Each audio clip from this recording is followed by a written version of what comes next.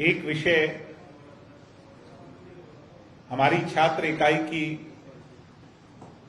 24वीं foundation day celebration का है, उस पर बाद में चर्चा करूंगा और आपको इनविटेशन भी दूंगा। मगर सबसे इंपॉर्टेंट और बर्निंग एमर्जिंग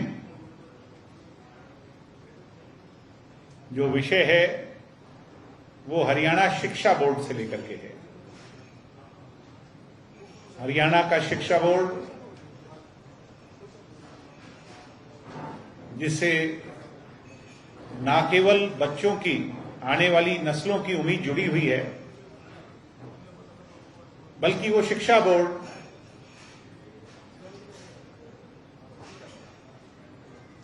जिससे आने वाले समय पर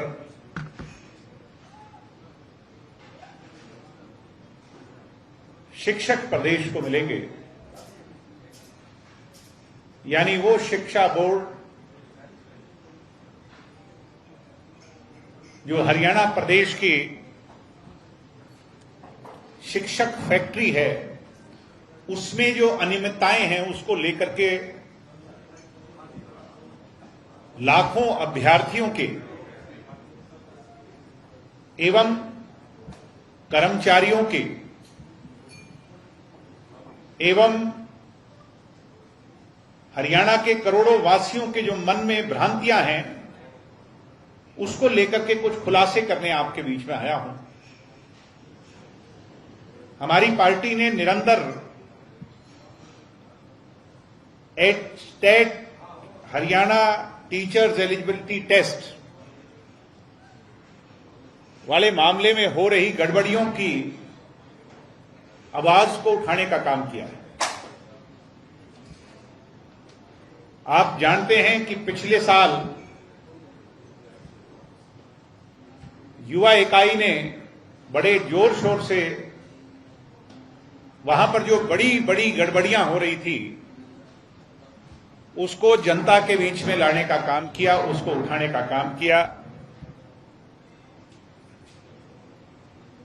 आप जानते हैं कि 2024 में टेट की परीक्षा प्रदेश में नहीं हो पाई थी। 30-31 जुलाई 2025 में 2024 की परीक्षा को सरकार ने करवाया था, जिसका रिजल्ट, अब आप क्रोनोलॉजी को थोड़ा थोड़ा समझने का यहीं से प्रयास करेंगे तो जब तक पूरी भूमिका बनेगी आप सारी बातों को पूरे पाक साफ समझने का प्रयास करेंगे तो समझ में आएगी। 31 अगस्त को बोर्ड के secretary doctor Munish Nagpal IAS ने इस पूरे प्रक्रिया को पूरा कर करके चेयरमैन ऑफिस को भेजने का काम किया था पिछले साल। जारी करने से पहले बायोमेट्रिक्स करना अनिवार्य है। 24 एवं 25 तारीख को अगस्त के महीने में 24 से 29 तक, माफी चाहूंगा, बायोमेट्रिक्स का काम भी पूरा कर लिया गया था। सेक्रेटरी द्वारा जो रिजल्ट भेजा गया उसको क्यों रोका गया, यह बड़ा सवाल है। सेक्रेटरी द्वारा जो रिजल्ट भेजा गया उसको रोक दिया गया और सेक्रेटरी को ट्रांसफर कर दिया गया। उन्हें डीसी चरखी दादरी लगा दिया गया और मुनीश शर्मा जी को बोर्ड का नया सेक्रेटरी लगा दिया गया। सिक्योरिटी ऑडिट का बहाना बनाया गया। सिक्योरिटी ऑडिट तब होता है जब एक फर्म को पूरा काम दिया गया। यहां पर ऐसा नहीं था, 4 अलग अलग फर्म को यह काम दिया गया था। उसके बाद सिक्योरिटी ऑडिट का सवाल ही नहीं उठता। इस पूरी प्रक्रिया में जिस फर्म को काम दिया गया नए सिरे से जो पहले सिलेक्ट हुए थे उससे अलहदा 1284 नए लोगों को पास कर दिया गया। अब अजीबोगरीब खेल यह है कि उनका रिजल्ट आउट हो गया, मगर माननीय हाई कोर्ट के आदेश अनुसार बायोमेट्रिक्स जो पहले होना चाहिए था, मैं आज इस बात की खुले तौर पर सरकार के सामने इसके उजागर कर रहा हूं, जनता के सामने भी उजागर कर रहा हूं। मेरे पास इनके सूत्रों से ऑन रिकॉर्ड इस बात की पूरी जानकारी है और जानकारी बड़े विश्वास स्वरूप है। आज तक 1284 लोगों का बायोमेट्रिक्स नहीं किया गया है।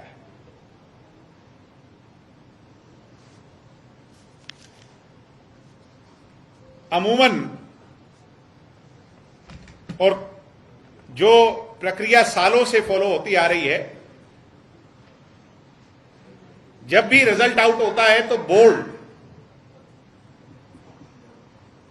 मीडिया के लोगों को और प्रदेश की जनता को और अभ्यर्थियों को रिजल्ट आउट होने से पहले उसकी सूचना देता है। इस रिजल्ट को जब पिछले वर्ष घोषित किया गया, ये सुबह 4 और 5 बजे के बीच में हुआ और प्रदेश की किसी भी एजेंसी को, मीडिया को, अभ्यर्थियों को इसकी कोई भी जानकारी नहीं दी गई।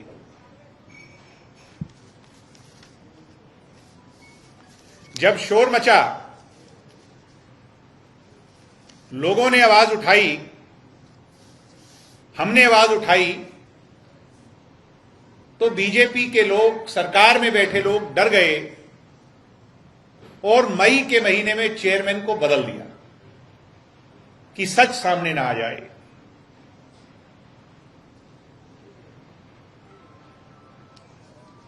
अब अचंभा तब हुआ, इतने सवाल उठने पर जिस फर्म को पहले काम दिया गया था, अनियमितताएं पाई गई और इतना बड़ा सवाल उठा, मीडिया ने भी सवाल उठाया।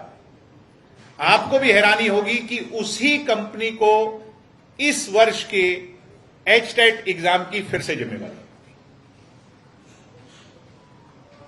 नवंबर से दिसंबर में आवेदन लिए।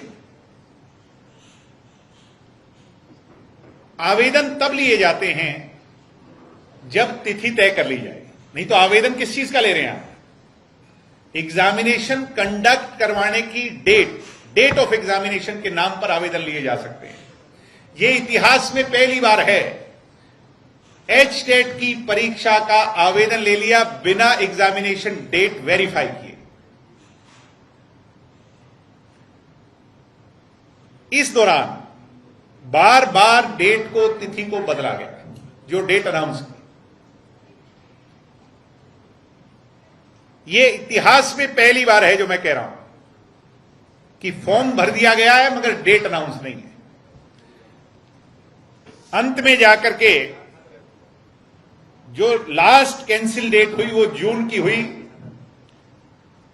4 और 5 जुलाई को एग्जाम कंडक्ट हुए।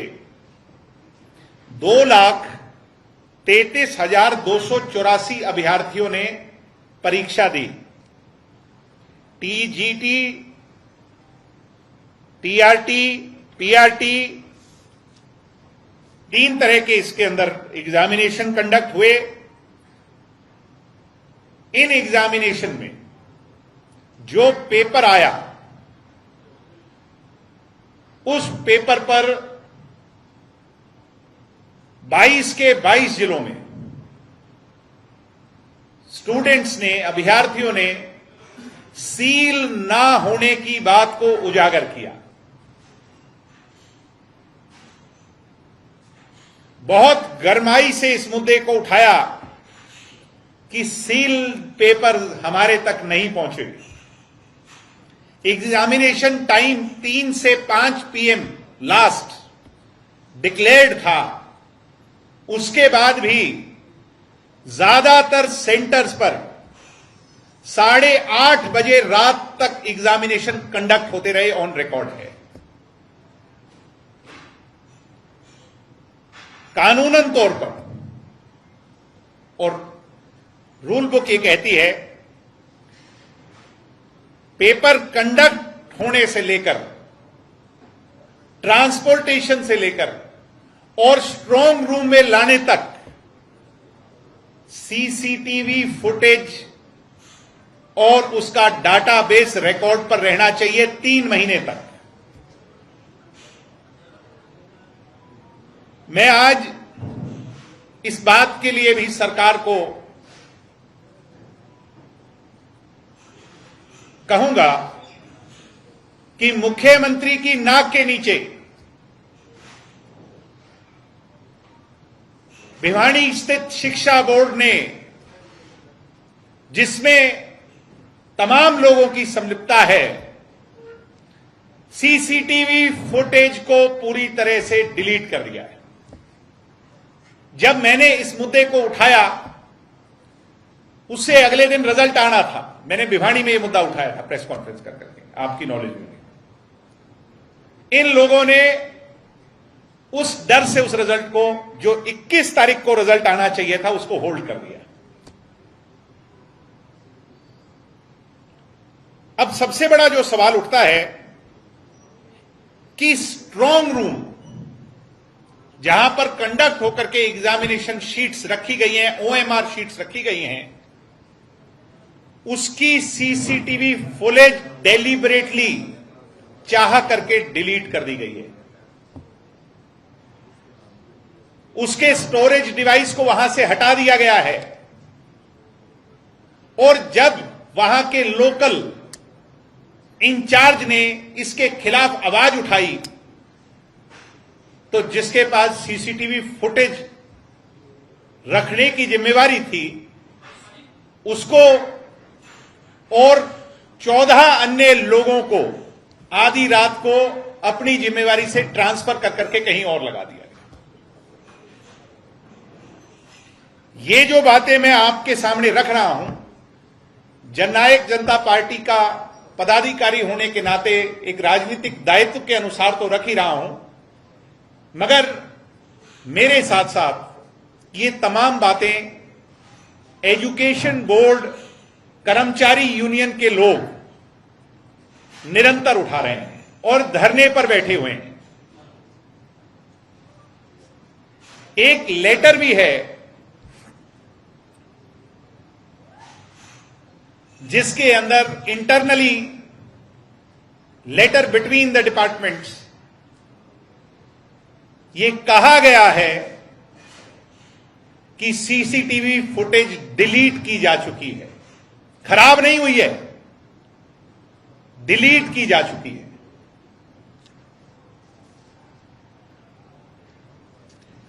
हाई कोर्ट का आदेश है कि ओएमआर शीट्स को प्रिजर्व किया जाए, लेकिन जब ये पिछले दिनों हमने शोर मचाया था तो कुछ ट्रक्स बुलाए गए थे। ये ऑन रिकॉर्ड है, हरियाणा शिक्षा बोर्ड के गेट पास जहां जारी होता है। आधी रात को 4 से 5 की संख्या में ट्रक बुलाए गए और चेयरमैन, सेक्रेटरी एवं कुछ और लोग इसमें सम्मिलित थे, जिन्होंने स्ट्रांग रूम को खोलकर 2024 यानी 25 में एग्जाम हुए, जो कंडक्ट हुए ओएमआर शीट्स को डिस्ट्रॉय करने के लिए ट्रकों में भरना शुरू कर दिया। वहां पर शोर मचा, कुछ कर्मचारियों ने देखा, आग लगाने का भी प्रयास हुआ शीट्स को, मगर जब ऐसा नहीं कर पाए और यह मामला हाई कोर्ट में चला गया, जो आप लोगों के संज्ञान में भी है, तो अब उसे फिर से प्रिजर्व कर करके रखा गया है। आज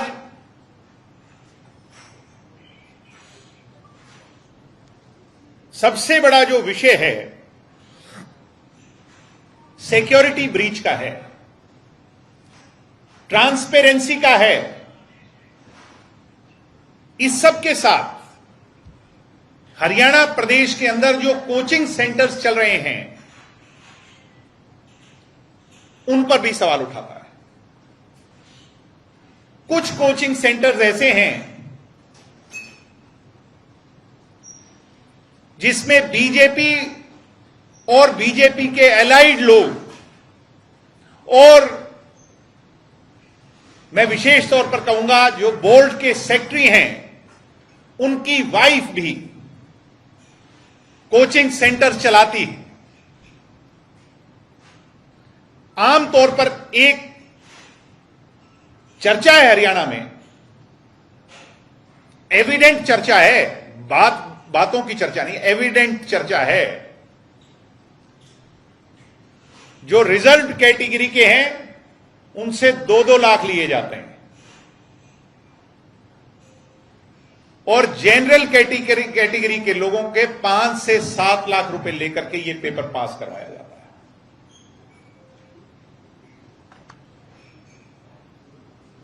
है। एक तरफ जहां देश में नीट के पेपर को लेकर के आंदोलन अपने अंजाम तक पहुंचा, परिणाम स्वरूप अहंकारी लोगों को झुकना पड़ा, वहीं हरियाणा के अंदर शिक्षा व्यवस्था से जुड़ी बातों में आज बहुत बड़ी घोटालेबाजी, धांधलेबाजी, अनियमितता, जिस भी नाम से आप उसे पुकारो, वो साफ नजर आ रही है। इससे ज्यादा एविडेंट नहीं हो सकता। मेरा मुख्यमंत्री हरियाणा सरकार से सबसे बड़ा सवाल है आज यहां पत्रकारों के सामने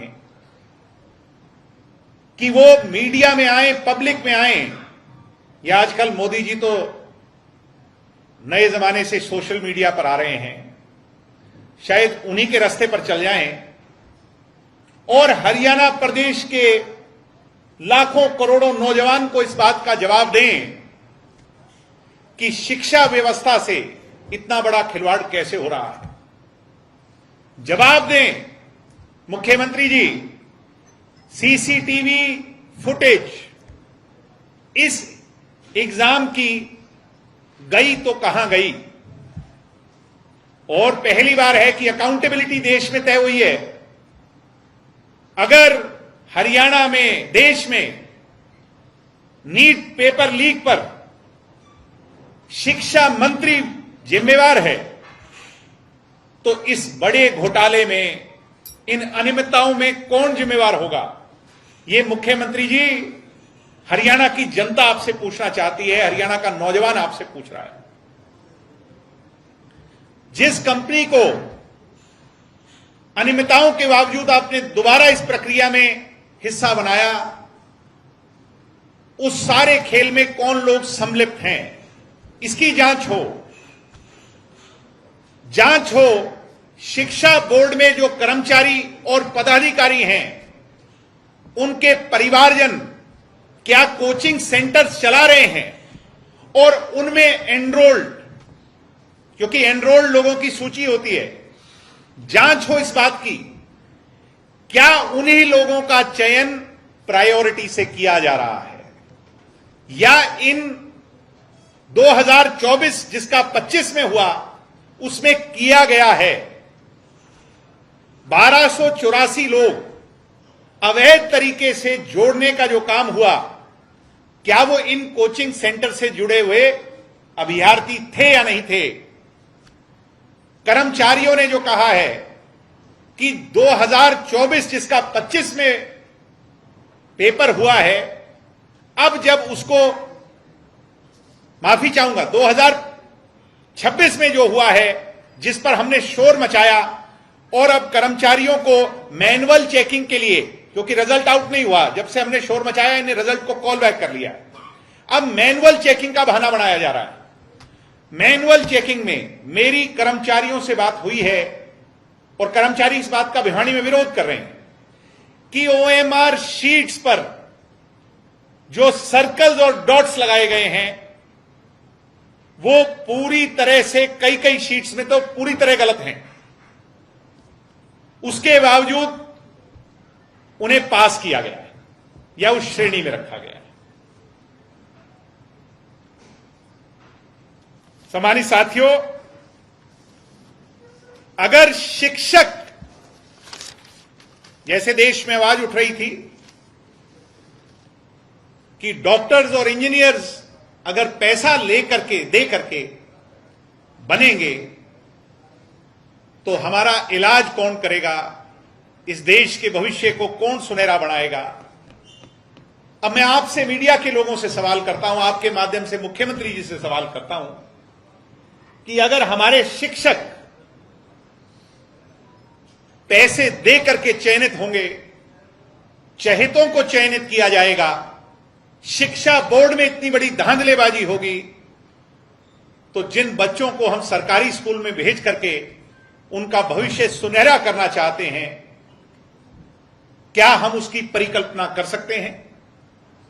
ये बहुत बड़ा सवाल 1.5 साल पुरानी हरियाणा की सरकार, जिसने संविधान की शपथ लेकर के सरकारी शिक्षा को सुधारने का वादा किया था, आज उस पर खड़ा हो रहा है।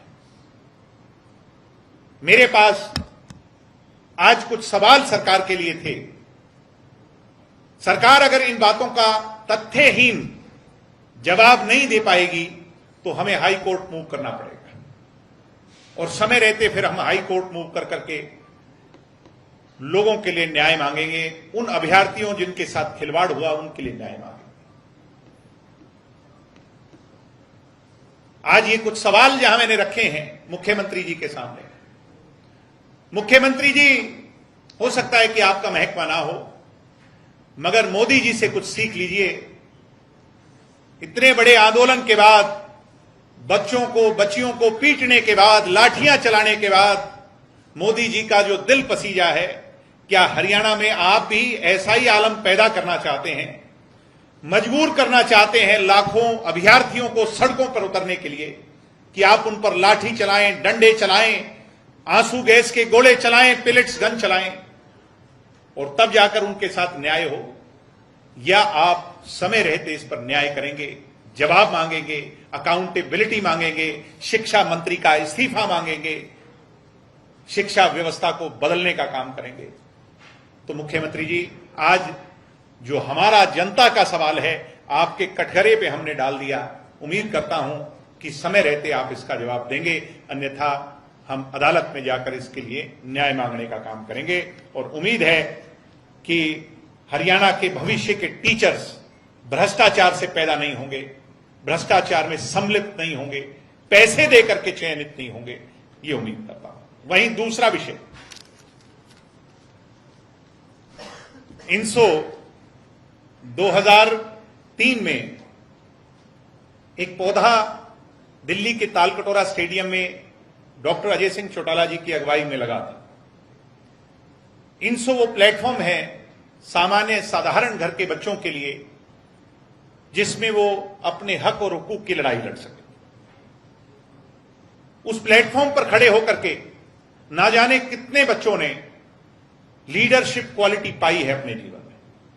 बात सिर्फ राजनीति की नहीं हो रही, मैं ऐसे बहुत से लोगों को जानता हूं जो इस संस्थान के अंदर फलीभूत होकर के, ग्रेजुएट होकर के बड़े बड़े ओहदों तक पहुंचे।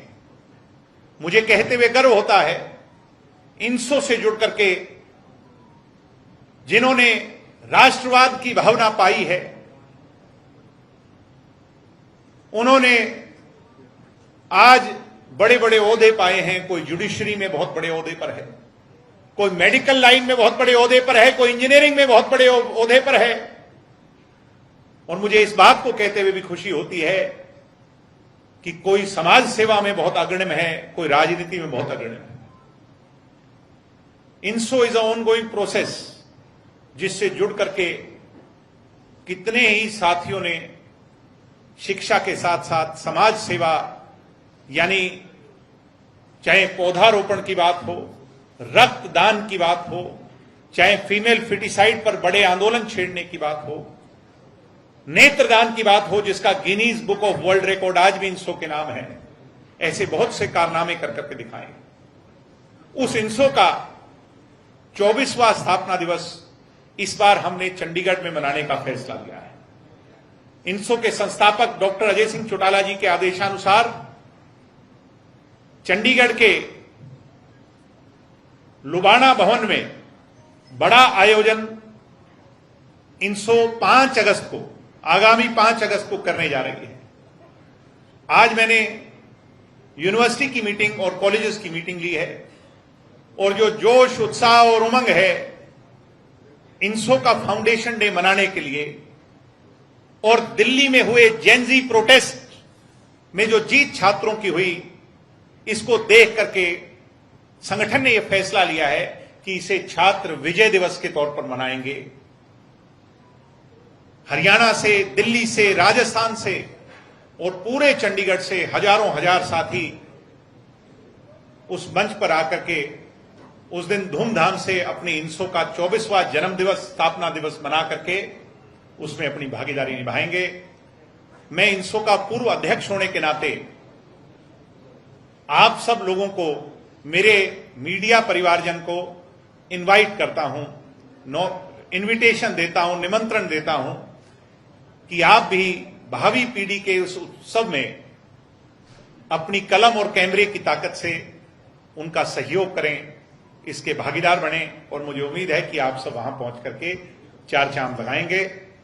तो ये 2 विषयों को लेकर के मैं आपसे आज मिला था। कम समय में आप इतनी बड़ी संख्या में आए।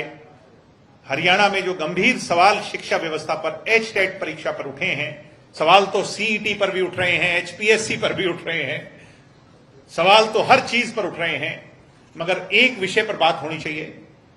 भ्रष्टाचार का अड्डा हरियाणा बन चुका है, अफसरशाही और तानाशाही का अड्डा हरियाणा बन चुका है और गुंडागर्दी का अड्डा हरियाणा बन चुका है।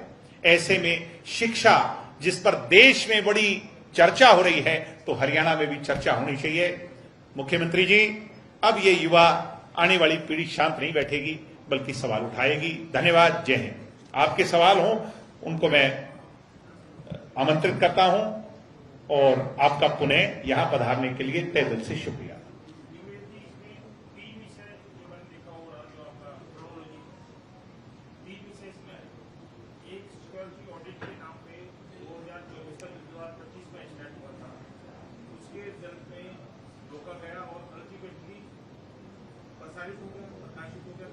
हो गया। और उसके आंसर शीट को जो भी OMR शीट उसको जांच से रुकवा दिया। जिस कंपनी के पास पहले था उससे छीन करके, पहले 4 कंपनियों के पास था, उसके बाद उसका सिक्योरिटी ऑडिट के नाम पर वो किसी और को दिया गया और जिसको दिया गया उसमें 1284 नए लोगों को जोड़ा गया और उनके बायोमेट्रिक्स भी नहीं कराए गए।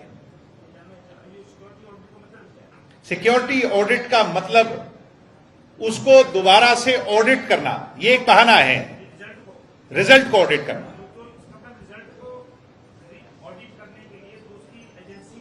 काम 4 एजेंसी से छीनकर 1 एजेंसी को दिया, उसने 1284 और जोड़ दिए।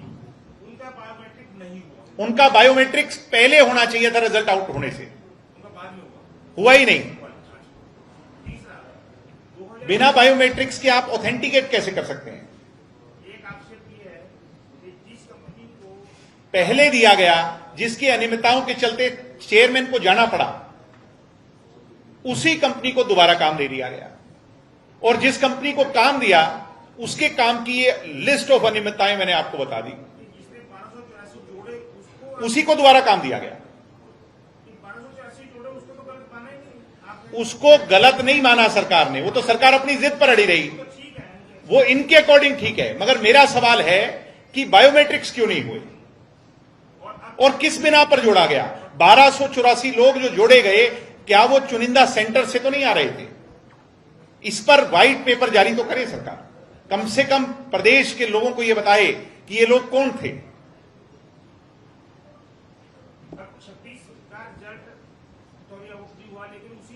26 का रिजल्ट 21 तारीख को आना था। मैंने 19 तारीख को प्रेस कॉन्फ्रेंस कर करके ये सारी बातें उजागर कर दी और सवाल उठाया था कि सीसीटीवी फुटेज कहां है। मैंने नहीं उठाया, कर्मचारियों ने उठाया।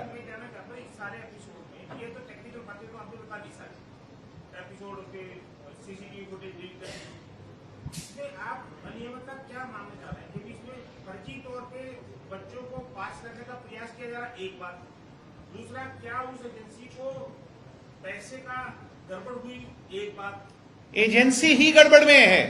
एजेंसी जिसके पास पूरी प्रक्रिया एग्जामिनेशन से लेकर के चेकिंग से लेकर के सारी व्यवस्था उसके पास है, और इस जिसके अधीन ये हो रहा है, अधीन शिक्षा बोर्ड के हो रहा है, उसने काम दे दिया एक एजेंसी को, एजेंसी के अधीन हो रहा है। Agency is at fault. वो किसके इशारे पर दिया गया? वो लोग भी गलत है। अनियमितता तो बच्चों के जो फेल है उनको पास करने की अनियमितता है या पैसे देने सर, आप उस रिजल्ट को ऑथेंटिकेट कैसे कर सकते हैं जब वो स्ट्रांग रूम में बिना सीसीटीवी के रखा गया है? आप कैसे ओएमआर शीट्स को ऑथेंटिकेट कर सकते हैं जब उसकी आपके पास डिजिटल रिकॉर्ड्स ही नहीं है? साहब, आपके पास, आप डिजिटल इंडिया की बात कर रहे हैं, आप देश को डिजिटलाइज करने की बात कर रहे हैं, और आप मैनुअल ओएमआर शीट्स की बात कर रहे हैं। बहुत बड़े सवाल है ये। मैंने ये बड़ा, आज इसको आप आरोप मान लें आरोप नंबर 3 कि मैं सरकार से पूछता हूं कि क्या बोर्ड सेक्रेटरी जो हैं, कि घर वाली उनकी जो वाइफ हैं, वो कोचिंग सेंटर चला रही हैं या नहीं चला रही? अगर चला रही हैं तो पिछले रिजल्ट में उस कोचिंग सेंटर में जो बच्चे थे, उस डाटा को मैच किया जाए जो 1284 लोग जुड़े हैं, क्या उसमें ज्यादातर बच्चे वही थे जो इन चुनिंदा कोचिंग सेंटर से निकाल करके पास हुए? मैं आपको प्रोवाइड करवा दूंगा। क्या कोचिंग सेंटर आंकड़ा नहीं, मैं जांच की मांग कर रहा हूं। मैं जांच की मांग कर रहा हूं। ये मेरा अधिकार है जांच की मांग करना, कि किस बिना पर किन लोगों को चयनित किया गया। अब बायोमेट्रिक्स हो जाते तो मुझे और आपको पता लग जाता कि ये लोग थे जी। मैं जानना चाह रहा हूं, क्या किसी अफसर की पत्नी कोचिंग सेंटर चला सकती है या नहीं? ऐसा तो कोई कानून है या नहीं, इसके बारे में तो मुझे जानकारी नहीं है, मगर एथिकली मेरे हिसाब से इस पर बड़े सवाल उठते हैं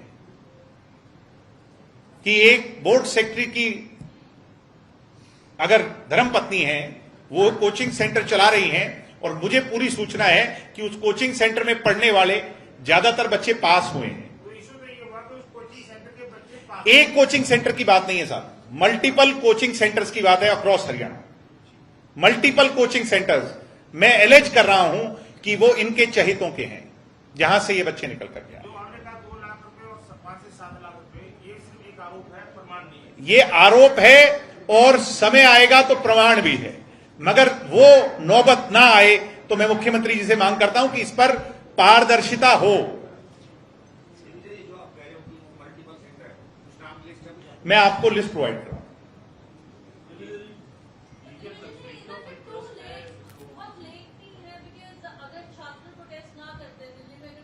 नहीं, मैं समय समय पर इस इशू को, मैं इस